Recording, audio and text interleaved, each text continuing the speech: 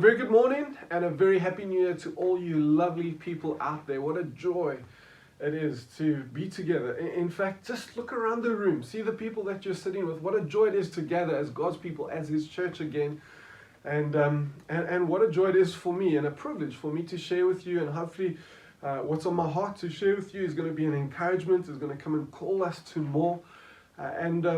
Also, what a joy it is to lean into this new year. There's a sense of excitement, of anticipation, of like, yes, God, what is going to happen this year? Almost, but not really. Want to come and put, little slogans together for the year, like 2024, the year of more and more. 2024, the year we go to war. 2024, fill in the blank. I don't know what you guys thought of there. We should have a pause moment where you can all, come up with the best slogan, and then we send them through and we vote on it for us as a church for this year. Not really. Don't do that. It's enticing, but we don't want to do that. Come focus there, focus. And so it's exciting. The new year, the fresh possibilities, oh God, may this year be better than last year kind of thinking that we come with it. And as we lean into this year, I want to come and share something, and maybe the best way to start is with an admission. Some would call it a confession, and that confession is very simply, and no, it's not that I've eaten too much Christmas gammon over the festive season. In fact, I don't think I ate enough. No, it has to do with the new year and New Year's resolutions, and it's to say this, is that I am not a big fan of New Year's resolutions. I used to be, but not so much anymore. I think it's the sense of failure that often comes with it. And so in January, I hear of so many people talking about New Year's resolutions, but in November, December, you hear of no one talking about New Year's resolutions. And I think part of the reason is many people just, by Feb, that drops off the radar and it's done and dusted. And often it doesn't work out. And so I'm not a fan of New Year's resolutions for a couple of reasons. Number one, there's often so many that it's impossible to achieve any of them. Statistically, those who know things and work things out say that the more challenges or goals or resolutions you have, the less likely you are to achieve even one. Secondly, the second reason why I'm not a fan is that if you miss one, often it's like starting from scratch again, or a complete failure. It's like a house of cards, you miss one, it all falls down. It's like a winning streak, that as long as you're doing it, you're winning it. But as you miss one, you fail. You're done. You're dusted. The third reason why I'm not a fan is because they often start on the 1st of January. Well, obviously, it's a New Year's resolution, right? And so for most people, it starts on the 1st of Jan, and it's just unrealistic. It's not within the ordinary, everyday rhythms and pressures of life that come with work and school and getting to school and lifts and dropping off and getting to this and doing that and getting to this thing and making sure you see that person. It's not within those ordinary everyday rhythms. And so often by the time you first week back into normal life, everyday life, you kind of lagging, and within a few days you kind of, oh well, it was good while it lasted. And then the fourth reason why I'm not a big fan is because often you do it alone, and there's no support or accountability within that. And so over the years, we've been tempted as a leadership team to come and think of New Year's resolutions for us as a church, and what should we do? And I think part of the reasons why we've veered away from that is because of some of these realities around New Year's resolutions. And with that, I just want to come and say, I know many of you have made New Year's resolutions, and I don't want to be a downer. This is largely me speaking in my experience, and I don't want to be a downer, and I don't want to come and dismantle your New Year's resolutions. If anything, I still want to cheer you on and say, go for it, come on man, you can do it. But maybe in the midst of what I share this morning, I can come and help modify some of your New Year's resolutions and to change them slightly so that they're maybe a little bit kinder and a little bit more attainable. And so as a church, we're not coming and doing New Year's resolutions, but what we did as a leadership team is we spoke around some of the key values that we have as a community, and we narrowed them down to 3, and we said if there are maybe 3 challenges that we could attach to each one of these values, what could it look like? And so we want to present to you in the next couple of weeks three high challenges. And so we're calling this series High Challenge 2024. We want to present to you three challenges that we want to invite you to come and be a part of. And these are different to a New Year's resolution based on what I said earlier, in the way that, number one, we're not introducing 10 or 9 or 11 or 12. It's just three. And so a couple of years back, I remember listening to a thing where a guy was saying, you know, statistically, if you set yourself 10 goals, the chances of you achieving one of those goals is close to zero. But if you set yourself 3 goals, the chance of you achieving all 3 of those goals are in the 90s. It's just radically higher because it's a little bit more attainable. And so it's just 3 goals, 3 challenges, if you like. And with it, I also want to come and say they're not necessarily goals, like you come and you tick them off and say, well, that's done, I've completed it, it's done and dusted. And so that's often what a New Year's resolution is, you know, it's done and it's dusted, or you've got to keep going. And the challenge is a house of cards effect. You miss it and it all comes falling down. And I want to change the mindset that we have from a house of cards to a head of steam. And so recently I was at the railway, the mini railway track on the other side of Stellenbosch, and I don't know if you've ever been there, but it's little miniature trains that are, they're fully operational steam trains that work on a track there, and it's really cool. But you know, it's miniature versions of the big things that they build, and they work. And anyway, I got chatting to the guy, and he explained how the whole, you know, steam train concept works. But essentially, there's a fire that heats up water, and that water, when it gets hot, forms steam. And that steam builds, and it builds, and it builds, and it builds, and it builds, and it builds, eventually to a point where there's a head of steam, and that head of steam begins to push a piston. And then that piston begins to move the wheels. And it's that head of steam that creates momentum. And instead of thinking of our New Year's resolutions or our challenges as a house of cards where you've got to do it, and if you fail, you start from scratch and you begin again, I'd love for us to think of it like a head of steam. That each time you're doing it, you adding on, you're adding on, you're adding on. And if you miss one, it's not like you go back to the beginning. You're still where you are, and you have the opportunity to come and to add more the next day, and more the next day. And so if you miss one of them, it's not going back to zero, but you kind of stay where you are. And even if you miss 2 or 3, you know, it's not like going back to zero. Maybe you go back fractionally. And so I'd love for us to change our thinking around this, where it's not a goal that we're coming to achieve, and when we achieve it, it's done and dusted, but it's forming a habit. It's forming something of a lifestyle that we embrace, that we take in, and we're making a part of what we are, what we're doing. The third thing is that, you know, it doesn't have to start on the 1st of January. In fact, it doesn't have to start today. In fact, someone who's coming to NewGen in October and rocks up and hears, you know, this is something that we're doing, could start it in October.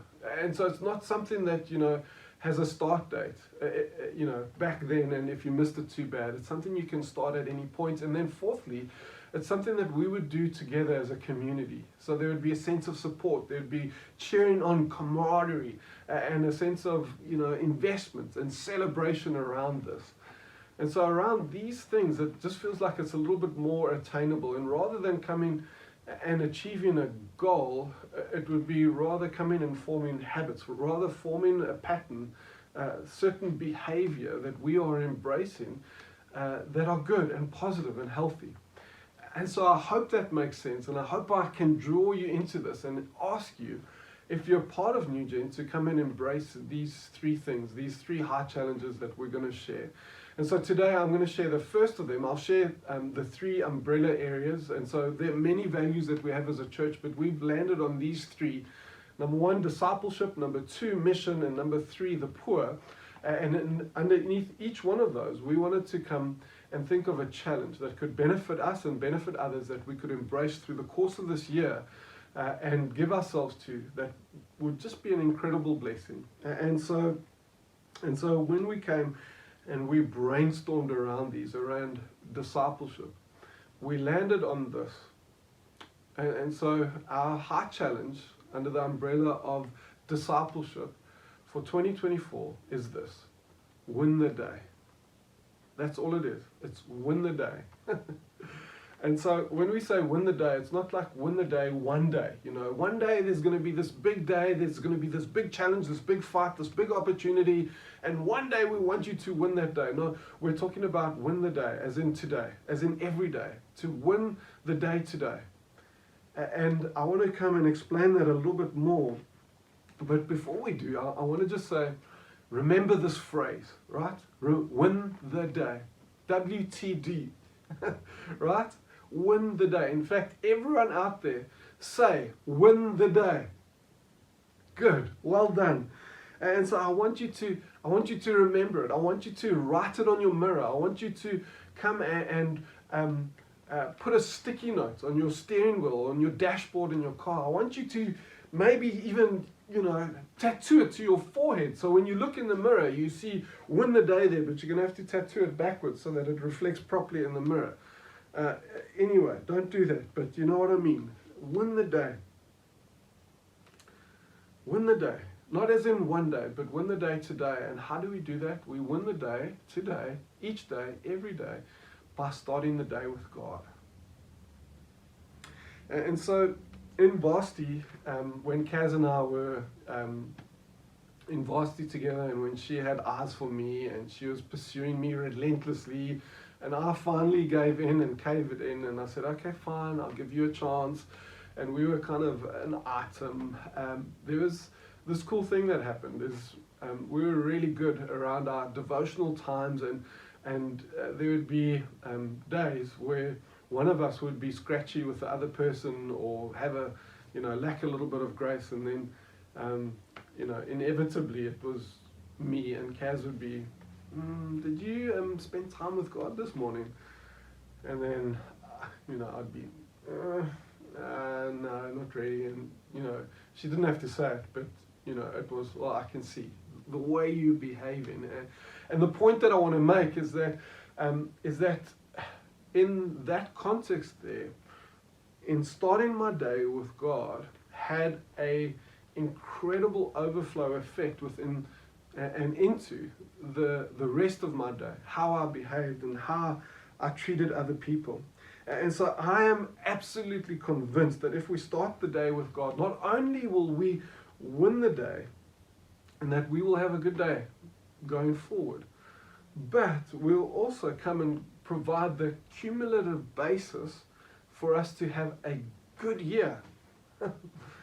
And more than that, I think we'll also come and create a ballast to weather the trials that are going to come our way through the course of this year. I believe starting the day with God is disproportionately powerful.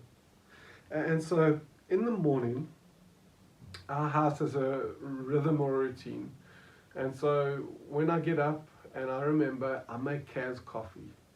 But if I don't, or one of the kids don't, Kaz lies in bed like a wounded animal, crying out, "Coffee! Coffee! Coffee!" And anyone that hears this wail of a cry from Kaz runs and gets coffee and brings it to her and gives her her coffee. And then after that, everything is well within the world. It reminds me of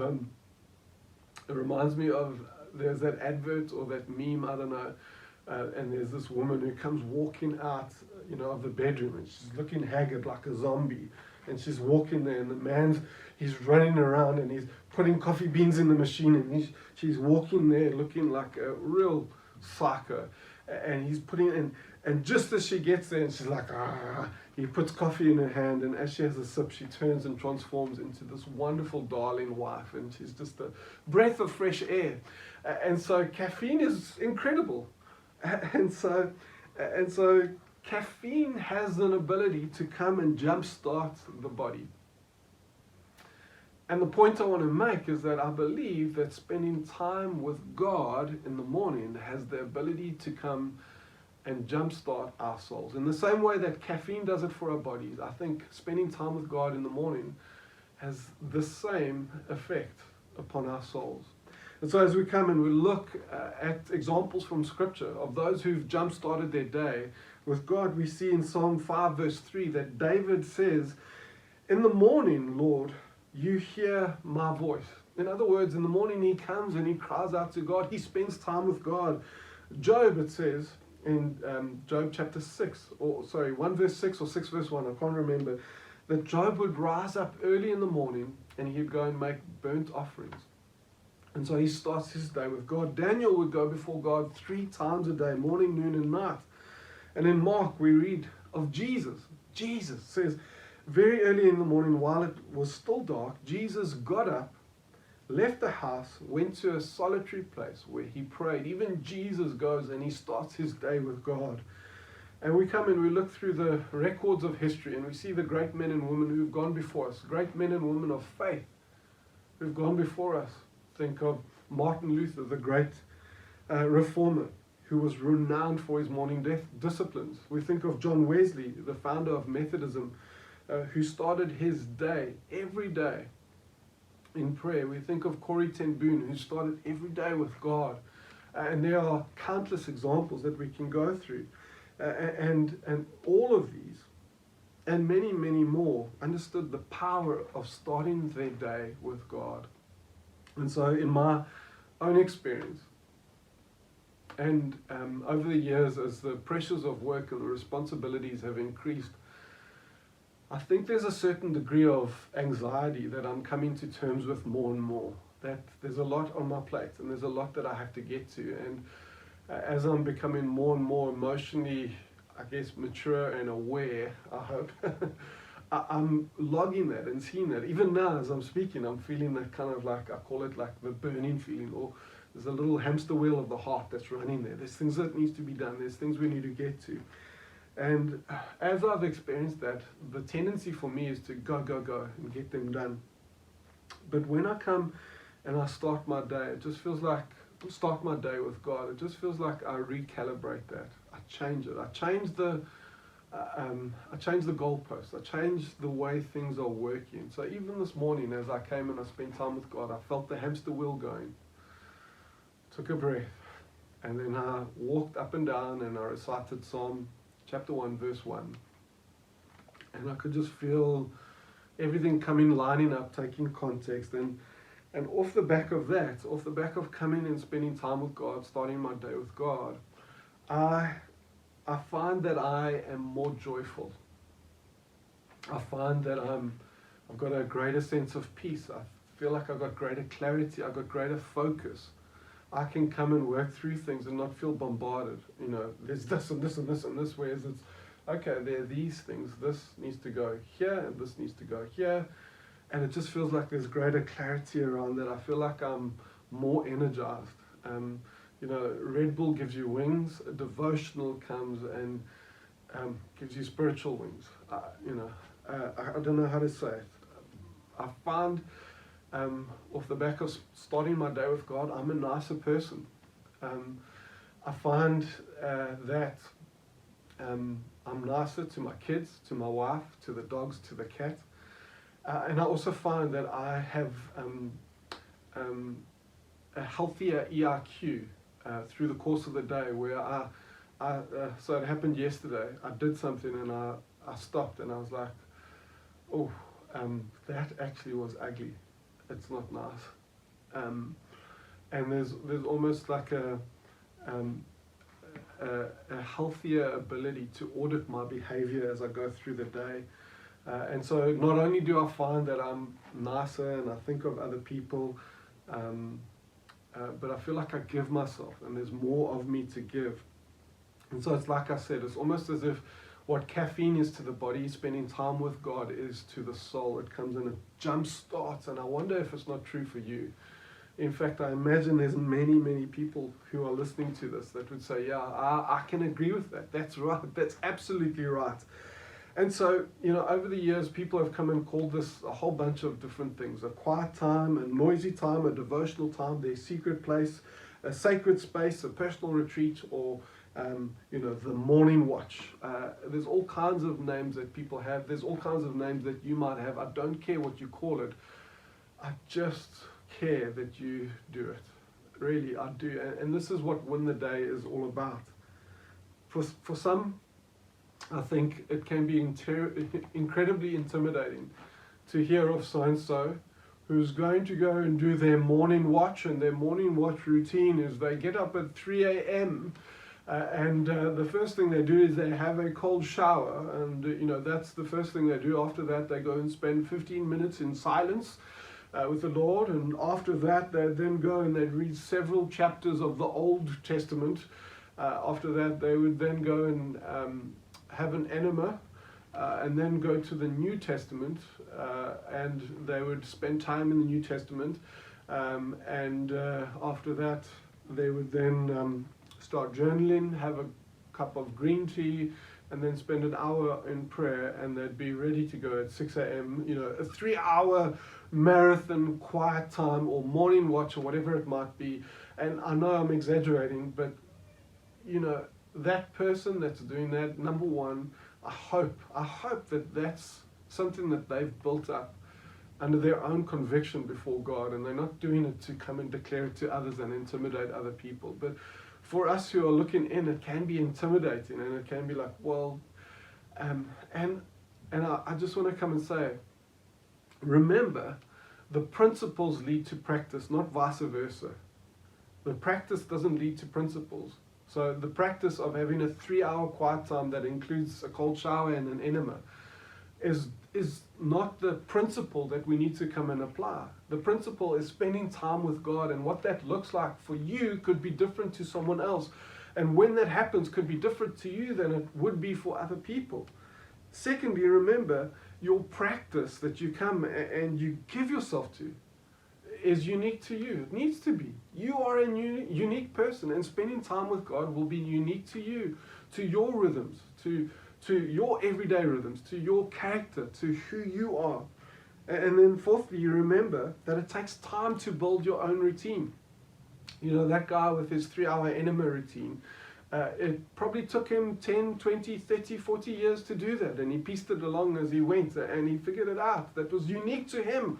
And so your routine is unique to you, and to the way that you're made up, and your rhythms of your life. And then also remember, for some of you, you have to start somewhere. Don't start somewhere in the unattainable 3-hour rhythm of the morning watch of so-and-so. Start with something realistic that's unique to you, that's a conviction that you have. And so, off the back of this, I hope this is landing somewhere. And if I can summarize, we don't want to come and have a New Year's resolution that if you miss it, fails. We want to come and create a high challenge for the year.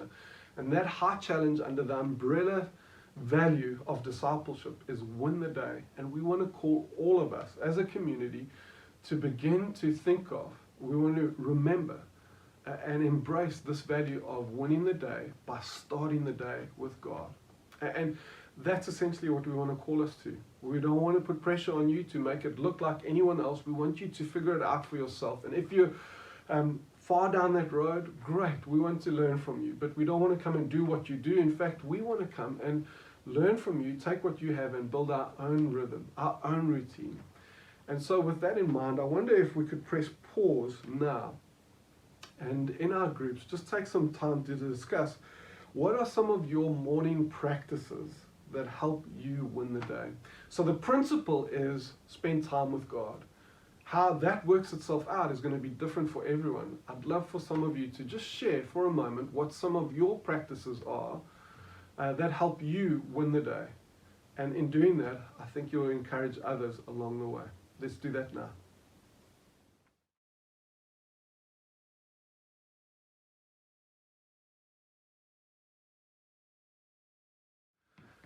Okay, well done. I hope that was really helpful. And just to remind you that the most important thing is the principle. And the principle is to spend time with God, to start the day with God, to win the day by spending time with God at the start of the day.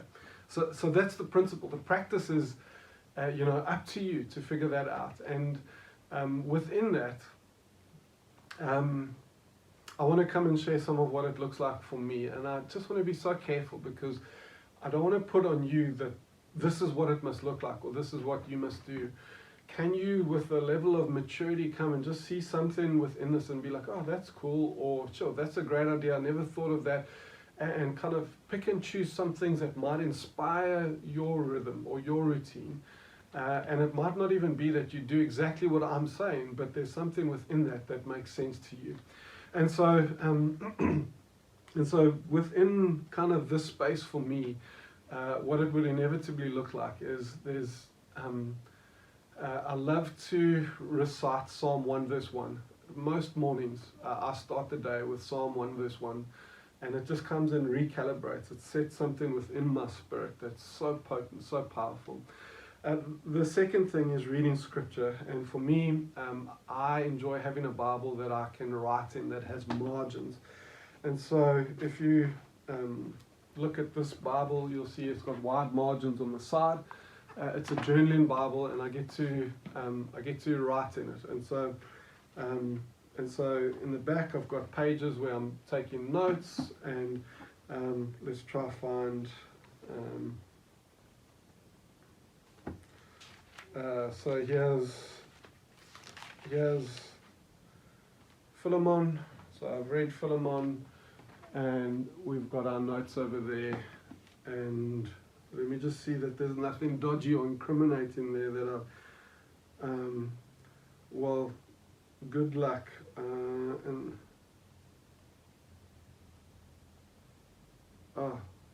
Sorry, I was distracted. What a great thought. Philemon 1 verse 2, to Philemon, our beloved fellow worker, and Aphia, our sister, and Archippus, it's a great name if you're about to have a kid, our fellow soldier, and the church in your house. I love that. We should stop there and talk about this very quickly. The church that is in your house. You're in a house right now. The church that is in your house. We are embodying this very thing that's happening here. Do you understand that your Sunday fellowship group is not a random group, but the church of God that meets in that house? And if that is your house, how cool is that? That it's in your house. What a lack of thought. Anyway, I get distracted. Sorry. But my point is reading scripture, and I like to have margins to writing, which means another ingredient within my time is a pen. And so some of you think that this book is sacred. The words within this book are sacred, the paper is not. So I can throw it like that and not offend God. But if I throw his words or his truth to pigs, that will offend him, which means I can write on those pages. And so some of you maybe need some freedom around that. You can write in your Bible. A journal, I'm not great at journaling, but I know this is good for me, and I'm trying to get better at it. Devotionals over the years have been really potent and powerful for me. I go through seasons with them. In terms of spending time in prayer, I love to prayer walk, and so the best time for that is early morning or late night. Otherwise, stealing myself in silence and trying to pray there. And then the other thing is people love to listen to worship and kind of, in fact, if you're wired this way, I think it's probably one of the best ways to start is with a worship song. You start the morning with that, and it just kind of, and so for some of you, maybe you're not doing anything, and the start is this week is a cup of coffee and a worship song, and you're going to just be silent in that time, and that's how you're going to start, and you're going to build that head of steam up. For me, it's a bit weird. I've got a playlist of cello music, and I find cello music to be calming and just, and so these are some of the things that I do, that I know about. There are many others, and I hope that you would have heard some great examples or some great insight from those people in your group that might have shared something towards that end now. And so the principle is to spend time with God, to start your day with God, to win the day like that. And how you do that is up to you. It's up for grabs. And so remember, you can learn from others to forge your way. And it's not about what you do in the practice itself. It's that the practice leads to you being present with God, centering yourself, your soul with God. And And just to say, if you don't do this, you have to start somewhere, and no pressure to start big. You can start small, and I want to encourage you to be faithful in that thing. And this isn't that kind of thing that if you miss it once, you're done, you failed.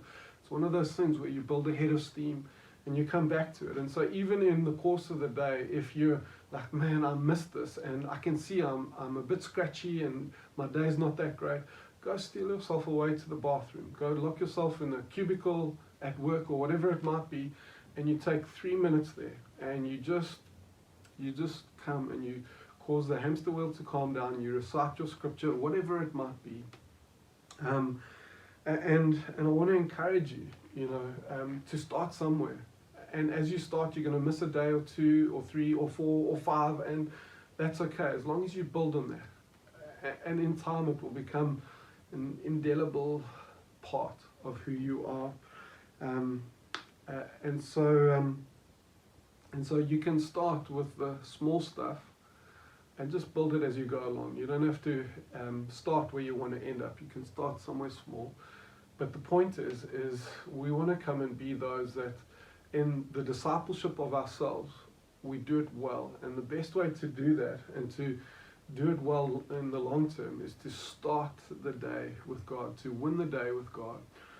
And so I want to ask you to press pause now and in your groups to take a moment and just discuss what are some of the hindrances you have found to starting your day with God. There's some realities to that. It could be kids. That's one reality. It could be that you're not a morning person. I don't know. It could be that your husband doesn't bring you coffee. And so in your groups, why don't you take a moment, just chat through some of the hindrances to you starting the day with God.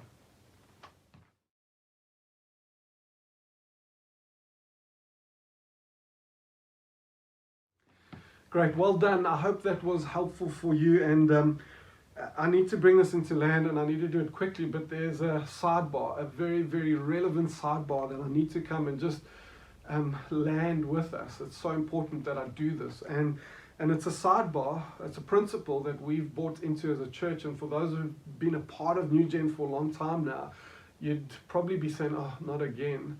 And for those of you that are new to New Gen, you'd be saying, oh, I don't know if I've heard of that before. And it's this principle of working from rest. And so you see, for many of us, and for us as a church for many years, we came and we rested from our work. We work, and then when we're so tired we can't carry on, we rest. And actually, we've landed on this principle of working from rest. And it's so important to us as a church, and I have to repeat it, I have to bring it up, especially at the start of this year, and especially as we come in to talk about winning the day, for several reasons. Number one, because it was one of the great lessons out of COVID that we learned. Number two, because it's a transcendent biblical principle. This is perhaps one of the most important life principles that we are going to come embrace and understand, is that God wants us to work and to prioritize our lives and determine what we're going to do from a place of being with Him. And number three, because for many of us, even though we're hearing this, we persist in still work, and then rest. We just cannot bring ourselves to come and to learn how to work from a place of resting in God. And I've seen it. I've seen it in my life, how I revert back to that. And I've seen it in the lives of those people that I'm surrounded with, that are knitted into New Gen. I've seen it. Their lives are, seasons where they're frustrated, anxious, short-tempered, lacking joy, love, peace, patience, kindness. And if you've had an extended season where perhaps that's you, maybe you've been anxious, maybe you've been frustrated or short-tempered, or you've got a little hamster wheel running in your heart, or maybe you've been unwavering or rude, or you've lacked some self-control. It might be that in that season you weren't working from a place of rest. And I know it for myself to be true, and I know it for others within New Gen to be true. Not that they've admitted it, I can see it. And I feel like this is something we're going to harp on and repeat again and again, perhaps for the next decade, as we come and we fight for this. And so Luke chapter 10 verse 38 says, "Now as they went on their way, Jesus entered a village, and a woman named Martha came and welcomed him into her house. And she had a sister called Mary who sat at the Lord's feet and listened to his teaching. But Martha was distracted with much serving. And she went up to him and said, Lord, do you not care that my sister has left me to serve alone? Tell her then to help me. But the Lord answered her, Martha, Martha, you are anxious and troubled about many things, but one thing is necessary. Mary has chosen the good portion, which will not be taken from her. And so on one hand, we've got Martha, who is busy in the kitchen, busy making sandwiches, who is busy doing, who finds her identity in doing, in what she does. And her doing comes and determines her being.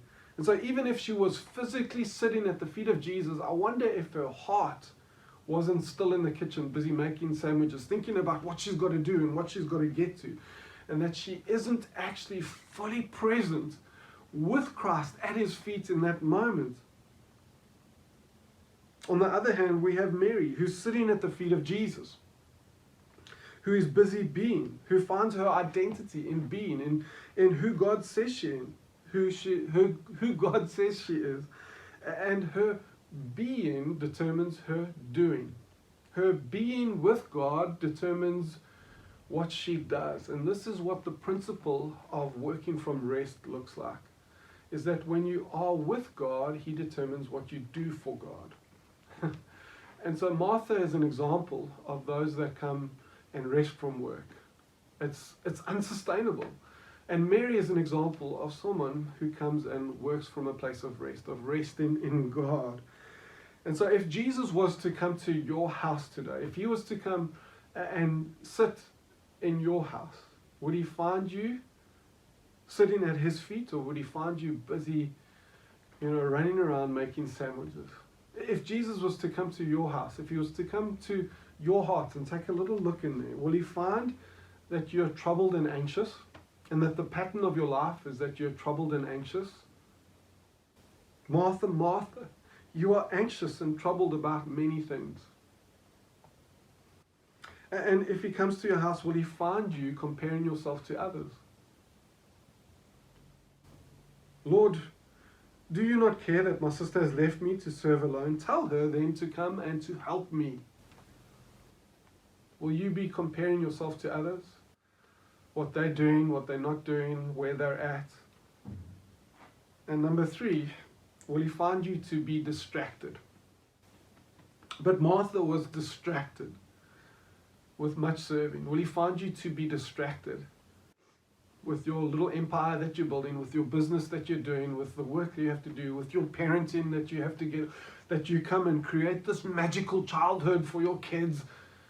And even then, we can even be distracted with good things like serving Jesus. Here, Martha is serving Jesus, indirectly coming and providing food for him and his disciples. It's a good thing, and Jesus is saying, right now you've missed it. This is not the most important thing. It's a good thing, but it's not the most important thing. And so if Jesus were to come and to do a little audit on your house, on your heart, would he find you to be troubled and anxious, comparing yourself to others, and distracted, even with doing good? And the reality is, for many of us, we may just answer yes to all of those. And as we come and we look at this, we're at a crossroads, an opportunity here at the start of this new year to come and ask ourselves, who do we want to model ourselves after? Do we want to model ourselves after a Martha who's troubled and anxious, who's comparing herself to others, and who's distracted with serving? Or do we want to come and model ourselves after a Mary who comes and places herself at the feet of Jesus? And this is what we're calling for. As we call for us to come and to win the day, really it's an extension of the principle of working from rest, that each and every day we start the day by resting in God, by coming to the feet of Jesus, to come and to spend time with God, to come and center ourselves with him, to be completely present with him and allow him to come and set the tone of the day going forward. This is what we're calling for. And so when we come and we say, High Challenge 2024, win the day, We're calling for each and every one of us to come and to start the day with Jesus, to start the day with God. And as we do that, I guarantee you, you'll be coming and you're beginning to build a habit of working from a place of rest. God bless you all.